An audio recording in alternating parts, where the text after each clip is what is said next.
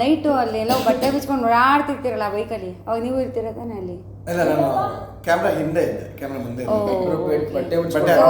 Hostel ಅಲ್ಲಿ ಆರಾಮಾಗಿ ನಿದ್ದೆ ಮಾಡ್ತಿರ್ತೀವಿ. ಇಲ್ಲ ನೋಡ್ತಾ ಇದ್ವಿ ಶೂಟು, ಖುಷಿ ಆಗ್ತದೆ. ಆ ಥರದ್ದೆಲ್ಲ ಎಲ್ಲಿ ಮಿಸ್ ಮಾಡ್ಕೊಳಕಾಗಿತ್ತು ನಾನು.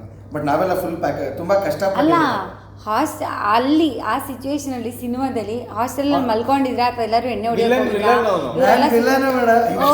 ಬಟ್ಟೆ ಬಿಚ್ಕೊಂಡು ಓಡಾಡೋ ಕಾರಣನೇ ಇವನು. ಏನ್ ಕಾರಣ ಗೊತ್ತಾಗಬೇಕು, ಜುಲೈ 19 ಥಿಯೇಟರ್ ಬಂದು ನೋಡ್ಬೇಕು. ಹಂಗೆ ಹೇಳ್ಬೇಕು ತಾನೇ. ಪರವಾಗಿಲ್ಲ, ರೀಟೇಕ್ ಮಾಡೋಣ ಇವಾಗ. ಬಾಯ್ಸ್ ಪಾಪ ಕಷ್ಟಪಡ್ಕೊಂಡು, ತುಂಬಾ ಚಳಿ ಇತ್ತು ಅವಾಗ, ಒಂದು ಅಕ್ಟೋಬರ್ ನವೆಂಬರ್ ಟೈಮಲ್ಲಿ ಶೂಟ್. ಓಕೆ, ಅದು ಬೇರೆ, ಅದು ಖಾಲಿ ಜಾಗದಲ್ಲಿ ಜನ ಗೊತ್ತು, ನೋಡ್ದೆ ಅದು ಫುಲ್ ಹೆಂಗಿದೆ ಅಂತ. ಫುಲ್ ಗ್ರೀನ್ಸ್, ಆ ಕಡೆ ಈ ಕಡೆ ಎಲ್ಲ ಮರಗಳಿದೆ, ಮಧ್ಯದಲ್ಲಿ ಒಂದು ರೋಡು, ಸೊ ಫುಲ್ ಹೊಡಿತಾ ಇರುತ್ತೆ ಚಳಿ. ಅದು ಅವಾಗ ಅಷ್ಟೇನೆ. ಒಬ್ರು ಅಲ್ಲಿ ನಾವು ಶೂಟ್ ಮಾಡ್ತಾ ಇದೀವಿ, ಒಂದು ಕಾರಲ್ಲಿ ಕ್ಯಾಮ್ರಾ ಇದೆ, ಯಾರು ಇಲ್ಲ, ಎಲ್ಲಾನು ಕಳಿಸ್ಬಿಟ್ಟಿದ್ವಿ. ರೋಡಲ್ಲಿ ಶೂಟ್ ಮಾಡ್ತಾ ಇದೀವಿ, ಒಂದಿಷ್ಟು ದೂರ ಹೋಗ್ರೋ, ಅಲ್ಲಿಂದ ವಾಪಸ್ ಬಂದ್ರು ಅಂತ ಕಾರ್ ನಿಲ್ಸ್ಕೊಂಡಿರ್ತಿದ್ವಿ. ನಾವು ಹೋದ್ವಿ, ತಿರ್ಗಿಸ್ಕೊಂಡಿದ್ವಿ, ರೋಡ್ ಸೆಂಟ್ರಲ್ಲಿ ಹಿಂಗೆ ನಿಂತಿದ್ವಿ, ಬರ್ಬೇಕು ಈಗ ಶಾರ್ಟ್ಗೆ, ಖಾಲಿ ರೋಡು. ಪೊಲೀಸ್ ಬಂದ್ಬಿಟ್ರು, ಕಾಚದಲ್ಲಿದ್ದೀವಿ, ಬಂದು ನಿಲ್ಸ್ಬಿಟ್ಟು, ಏನ್ರೋ ಕಾಚದಲ್ಲಿ ಮಾಡ್ತಿದ್ದೀರಾ, 1 ಗಂಟೆ ರಾತ್ರಿ ಏನೋ ಮಾಡ್ತಿದ್ದೀರಾ, ಕಾಚದಲ್ಲಿ ಲಾಟಿತ್ಕೊ ಓಡ್ಬಿಡ್ತಾರೆ. ಸರ್ ಫಿಲಮ್ ಶೂಟ್ ಮಾಡ್ತಾ ಇದೀವಿ ಸರ್ ಅಂದ್ರೂ ಕೇಳ್ತಿಲ್ಲ. ಶೂಟಿಂಗ್ ಏನು ಶೂಟಿಂಗು ಸರ್? ಅಲ್ಲಿ ನೋಡಿ ಸರ್, ಅಲ್ಲಿ ಕಾರ್ ಇದೆಯಲ್ಲ, ಅಲ್ಲಿ ಕ್ಯಾಮ್ರಾ ಇದೆ. ಅವರಿಗೆ ಬಕ್ರಾ ಪ್ರೋಗ್ರಾಮ್ ನೋಡಿ ಸರ್, ಕ್ಯಾಮ್ರಾ ಇದೆ ಅಂದ ತಕ್ಷಣ ಆಮೇಲೆ ಸರಿ ಆಯ್ತು ಬನ್ನಿ ಚುಪ್ಪ. ನಂಗೆ ಲಾಕ್ಡೌನ್ ಅಲ್ಲಿ ಆದಂಗೆ ಇನ್ನೂ ರೆಡ್ ಗಿಡ್ ಏನೂ ಆಗ್ಲಿಲ್ವಾ? ಸ್ವಲ್ಪ ನಾವೇನಾದ್ರೂ ಅಲರ್ಟ್ ಆಗಿಲ್ಲ ಅಂದಿದ್ರೆ ಬಿದ್ದಿರ್ತಿತ್ತು ಅವತ್ತು. ಆಕ್ಚುಲ್ ಆಗಿ ಫ್ರೇಮ್ ಚೆನ್ನಾಗಿ ಕಾಣಿಸ್, ದಪ್ಪ ಊದಿರ್ತಿತ್ತು.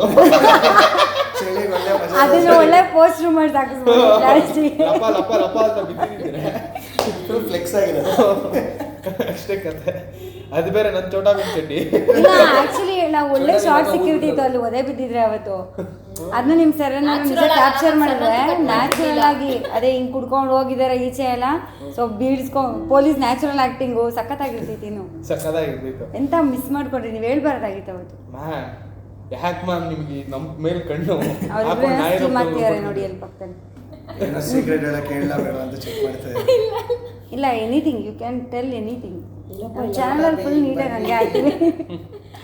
ಹೇಳಿ ಮ್ಯಾಮ್, ನೀವು ಫ್ರಂಟ್ ಬೆಂಚರ ಬ್ಯಾಕ್ ಬೆಂಚರ ಕಾಲೇಜಲ್ಲಿ? ಪಕ್ಕಾ ಫ್ರಂಟ್ ಬೆಂಚರ್. ತುಂಬಾ ಗುಡ್ ಬೆಂಚರ್. ನಾನು ಯಾವತ್ತು 3 ದಿನ ನಂದು ಇಡೀ ಕಾಲೇಜ್ ಲೈಫಲ್ಲಿ 3 ದಿನ ಬ್ಯಾಕ್ ಬೆಂಚ್ಗೆ ಹೋಗಿ ಕೂತಿದ್ದು. ಅವತ್ತು ಪಾಠ ಮಾಡಿರೋದು ನಂಗೆ ಒಂದು ಪೈಸದ ಅರ್ಥ ಆಗಿಲ್ಲ, ಕೇಳಿಸ್ಕೊಳ್ಳೋಕ್ಕೆ ಬಿಟ್ಟು ಇಲ್ಲ ಅಕ್ಕಪಕ್ಕದವರು. ನಂಗೆ ಅವತ್ತು ಗೊತ್ತಾಯ್ತು ಏನಕ್ಕೆ ಹಿಂದ್ಗಡೆ ಬೆಂಚ್ ಅಂದರೆ ಎಲ್ಲರೂ ಅಷ್ಟೊಂದು ಭಯ ಪಡ್ತಾರೆ, ಏನಕ್ಕೆ ಅಷ್ಟೊಂದು ಖುಷಿಯಾಗಿರ್ತಾರೆ ಅಲ್ಲಿದ್ದವರು ಅಂತ. ನಿಜ ಹೇಳ್ತೀನಿ, ಒಂದು ವರ್ಡು ಅಲ್ಲಿ ಮ್ಯಾಮ್ ಪಾಠ ಮಾಡ್ತಿದ್ರು, ಒಂದು ವರ್ಡ್ ನಂಗೆ ಏನೂ ಕೇಳಿಸಿಲ್ಲ. ಹಿಂಗೆ ಚಪಾತಿ ತಿನ್ನೋದು, ಚಿತ್ರಾನ್ನ ತಿನ್ನೋದು, ಯಾರೋ ತಂದಿರೋದನ್ನ, ಆಮೇಲೆ ಇನ್ನೇನು ಬುಕ್ಕಲ್ಲೆಲ್ಲ ಫ್ಲೇಮ್ಸ್ ಬರ್ಕೊಂಡು ಆಟಾಡೋದು, ಇಂಥವೆಲ್ಲ ನಡೀತಿರುತ್ತೆ ಅಲ್ಲಿ. ನಂಗೆ ಆ 3 ಡೇಸೇ ಅಷ್ಟೇ ಬ್ಯಾಕ್ ಬೆಂಚ್ ಎಕ್ಸ್ಪೀರಿಯನ್ಸು. ಅದಕ್ಕೆ ಕೇಳಿ ಸೀರಿಯಸ್ಲಿ ನೆಕ್ಸ್ಟ್ ಡೇ ಏನು ಮಾಡಿದೆ ಗೊತ್ತಾ, ನಾನು ಎನಿವೆ ಬ್ಯಾಕ್ ಬೆಂಚ್ಗೆ ಹೋಗಿದ್ನಲ್ಲ ಅಂತ ಅಂದ್ಬಿಟ್ಟು ಫ್ರಂಟಲ್ಲಿ ನಾನು ಕೂತ್ಕೋತಿ ಈ ಜಾಗ ಇತ್ತಲ್ಲ ಅಲ್ಲಿ ಬೇಗ ಬಂದು, ನಮ್ದೆಲ್ಲ ಹೆಂಗಿತ್ತು ಗೊತ್ತಾ, ಫಸ್ಟ್ ಕಮ್ ಫಸ್ಟ್ ಸರ್ವ್ ಆ ಥರ ಇತ್ತು. ತೊಗೊಂಡು ಬಂದು ಬ್ಯಾಗ್ ಇಟ್ಬಿಡೋರು, ಅಲ್ಲಿ ಯಾರು ಬೇರೆಯವ್ರು ಕೂತ್ಕೊಳ್ಳೋಂಗಿಲ್ಲ. ಕೊನೆಗೆ ಹೋಗ್ತೀನಿ, ನೆಕ್ಸ್ಟ್ ಡೇ ನಂಗೆ ಬಸ್ ಬೇರೆ ಲೇಟ್ ಆಗಿತ್ತು, ಸಿಕ್ಕಿಲ್ಲ. ಇದು ನಂದು ಖರಾಬ್ ಸ್ಟೋರಿ ಆ್ಯಕ್ಚುಲಿ. ಆಮೇಲೆ first bench, second bench, third ಬೆಂಚ್ವರೆಗೂ ಫುಲ್ ಆಗಿಬಿಟ್ಟಿದೆ. ಏನು ಮಾಡಬೇಕು, ನೆಕ್ಸ್ಟು ಬೇರೆ ಸ್ಟಾಫ್ ರೂಮ್ಗೆ ಹೋಗ್ಬಿಟ್ಟು ಸ್ಟೂಲ್ ಇರುತ್ತಲ್ವ ಮಾಮೂಲಿ ರೌಂಡ್ದು, ಅದನ್ನ ಎತ್ಕೊಂಬೋದು. ಫಸ್ಟ್ ಬೆಂಚಲ್ಲಿ 5 ಜನದ ಪಕ್ಕ ನಂದೊಂದು ಹಾಕೊಂಡು ಅಲ್ಲಿ ಕೂತ್ಕೊಳ್ತಿದ್ದೇನೆ. ಸೀರಿಯಸ್ಲಿ ಇದು ಬೇಕಾದ್ರೆ ನನ್ನ ಡಿಗ್ರಿ ಫ್ರೆಂಡ್ಸ್ ಎಲ್ಲ ನೋಡ್ತಿರ್ತಾರೆ, ಅವ್ರಿಗೆ ಡೆಫಿನೆಟ್ಲಿ ಗೊತ್ತಿರುತ್ತೆ. ಸಿನಿಮಾಲು ಒಂದು ಕ್ಯಾರೆಕ್ಟರ್ ಇದೆ ಹಂಗೇನೆ. ಹೌದಾ? ನಿಮಗೆ ರಿಲೇಟ್ ಆಗೋದು ಒಂದು ಕ್ಯಾರೆಕ್ಟರ್ ಇದೆ. ಎಸ್, ನನ್ನ ಸ್ಟೋರಿಯಿಂದ ಇನ್ಸ್ಪೈರ್ ಆಗಿ ಒಂದು ಸಿನಿಮಾ ಮಾಡಿದ್ದಾರೆ. ಓ ಮೈ ಗಾಡ್, ರಿಯಲಿ ಗ್ರೇಟ್. 100 ಮಾರ್ಕ್ಸ್ ತಗೊಳ್ಳೋರು ನೀವು ಮೋಸ್ಟ್ಲಿ? ಇಲ್ಲ, ಆಕ್ಚುಲಿ ಏನು ಗೊತ್ತಾ, ಟೀಚರ್ ಬರೋಕ್ಕಿಂತ ಮುಂಚೆನೆ ಮ್ಯಾಮ್ ಡೌಟ್ ಅಂತಾರಲ್ಲ, ನಿಜ ಇಲ್ಲ. ಮಜಾ ಹೆಂಗ್ ಗೊತ್ತಾ, ಫ್ರಂಟ್ ಬೆಂಚರೇ ಆದರೆ ಕ್ಲಾಸಲ್ಲಿ ಕೂತಿದ್ದ ದಿನನೇ ತುಂಬ ಕಡಿಮೆ. ಹೆಂಗೆ ಅಂದರೆ ಬರೋ ಕಲ್ಚರಲ್ ಆ್ಯಕ್ಟಿವಿಟೀಸ್ ಎಲ್ಲ ಬೇಕು ನನಗೆ, ಬರೋ ಸ್ಪೋರ್ಟ್ಸ್ ಎಲ್ಲ ಬೇಕು. ಆಮೇಲೆ NCC, NSS, scout and guides, NYK ಅಂತ ಇನ್ನೊಂದಿತ್ತು ಎಕ್ಸ್ಟ್ರಾ ಕರಿಕ್ಯುಲರ್ ಆ್ಯಕ್ಟಿವಿಟಿ. ಅದು ಬಿಟ್ಟರೆ ಈ ಕ್ಯಾಂಪ್ಸ್ ಎಲ್ಲ ಬರುತ್ತಲ್ಲ ಮಧ್ಯದಲ್ಲಿ ಸುಮಾರು, ಅದು ಎಲ್ಲದೂ ಅಟೆಂಡ್ ಮಾಡಿದ್ವಿ. ಕ್ಲಾಸಲ್ಲಿ ಕುತ್ಕೊತಿದ್ದೆ ಒಂದು ತಿಂಗಳಲ್ಲಿ ಮ್ಯಾಕ್ಸಿಮಮ್ 7 to 8 ಡೇಸ್ ಏನೋ. ಬರೋ ಎಕ್ಸ್ಟ್ರಾ ಅಡಿಷನಲ್ ಮಾರ್ಕ್ಸ್ ಎಲ್ಲ ಹಂಗಂಗೆ ಸಿಗ್ತಾಯಿತ್ತು ನನಗೆ. ಮೇಡಮ್ NCC ಕ್ಯಾಂಡಿಡೇಟ್ ಅಂದರೆ ಫುಲ್ ಹಾಕ್ಬಿಡೋರು. ಅದು ನಮ್ಮ ಕೆಪಾಸಿಟಿ. ನಾನು NCC ಏನಂದ್ರೆ ನೀವು ಬರೀ ನಾವು ಅಷ್ಟೇ ಅಮ್ಮ ಎ ಗ್ರೇಡು. ನನ್ನ ನೇವಿ ನಂದು. ಹೌದಾ? ನಮ್ದು ಆರ್ಮಿ. ನಾನು ಗೈಡ್ ಕಲಿಯಕ್ಕೆ ಏನು ಹೋಗಿಲ್ಲ. NCC 10 ದಿನ ಕ್ಯಾಂಪ್ ಹಾಕೋರು, ದೋಸೆ ತಿನ್ಕೊಂಡು ಆರಾಮಾಗಿ ಕರೆಕ್ಟ್ ಹೇಳಿದ್ದೀರಾ. ಅದ್ರ ಬಾಯ ಮೂಡ ಅನ್ನೋರು, ಬಾಯ ಮೂಡ ಹಾಗೆ ಮೂಡ ಈಚೆ ಮೂಡ ಏನೋ ಗೊತ್ತಾಗ್ತಿರ್ಲಿಲ್ಲ. ಮಾರ್ಚ್ ಫಸ್ಟ್ ಅನ್ನೋರು. ನಿಮ್ದು ಒಂದೇ ಮೂಡು. ನಮ್ದು ಒಂದೇ ಮೂಡು, ದೋಸೆ ಮೂಡು.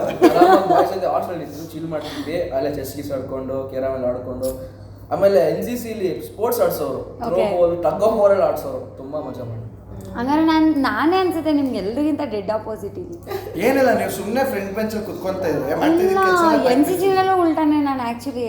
ಹೆಂಗೆ ಗೊತ್ತಾ, ಅಟ್ಲೀಸ್ಟ್ ಇವ್ರನ್ನ ಸೆಲೆಕ್ಟ್ ಮಾಡಿ ಇದು ಮಾಡಿದ್ದಾರೆ, ಏನೋ ಎಲ್ಲ ಕಂಟಿನ್ಯೂ ಆಗಿದೆ. ನನ್ನನ್ನು ಸೆಲೆಕ್ಟೇ ಮಾಡಿರಲಿಲ್ಲ ಕುಳ್ಳಿ ಅಂತ ಆಯಿತಾ. ಕೊನೆಗೆ ಒಂದು 10 ದಿನ ಅವ್ರು ದಿನ ಟ್ರೈನ್ ಮಾಡ್ಬೇಕು. ಅದು ನಮ್ಮ ಫಸ್ಟ್ ಬ್ಯಾಚು ನಮ್ಮ ಕಾಲೇಜಿಗೆ ಬಂದಿದ್ದು. ದಿನ ಅವ್ರು ಟ್ರೈನ್ ಮಾಡ್ಬೇಕಾದ್ರೆ ಮ್ಯಾಚ್ ಫಾಸ್ಟ್ ಮಾಡ್ಬೇಕಾದ್ರೆ ನಾನು ಹೋಗಿ ನಿಂತ್ಕೊಳ್ಳೋದಲ್ಲ ಸುಮ್ಮನೆ. ತಗೊಳ್ಳಿ ಅಂತ. ಏನಕ್ಕೆ ಅಂದರೆ ಒಬ್ರು ನಂಗೆ ಯಾರೋ ಹೇಳ್ಕೊಟ್ಬಿಟ್ಟಿದ್ರು, ನಿಂಗೆ ಇಂಟ್ರೆಸ್ಟ್ ಇದೆ ಅಂತ ಗೊತ್ತಾದರೆ ಅವರು ಡೆಫಿನೆಟ್ಲಿ ತೊಗೊತಾರೆ ಅಂತ. ಸೊ ಅರ್ಥ ಮಾಡ್ಸಿದ್ದು ಹೆಂಗೆ ಇಂಟ್ರೆಸ್ಟ್ ಇದೆ ಅಂತ. ಹೋಗೋದು ನಿಂತ್ಕೊಳ್ಳೋದು, ಕೈ ಕೊಡ್ಕೊಂಡು ಸುಮ್ಮನೆ ನೋಡ್ಕೊಂಡು ನಿಂತ್ಕೊಳ್ಳೋದು.